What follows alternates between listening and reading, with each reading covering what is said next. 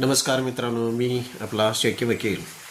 मित्रांनो, आजच्या विषयामध्ये आपण केलेलं मृत्यूपत्र हे खरं आहे का खोटं आहे ह्यासाठी समजा वादी हा मेहरबान कोर्टामध्ये गेला आणि त्यानं असं साबित करण्याचा प्रयत्न केला की केलेलं मृत्यूपत्र हे बेकायदेशीर आणि संशयरित्या आहे आणि असं मृत्यूपत्र झालंच नव्हतं. त्यासाठी जे काय पुरावे असतील ते वादीनं हजर करण्याचे आहे. त्यावर प्रतिवादी वर बर्डन असतं की सदरचं झालेलं मृत्यूपत्र हे खरं आहे. त्यासाठी त्या मृत्यूपत्रामध्ये जे 2 साक्षीदार घेतलेले असतात त्यांचा सही अंगठा असतो.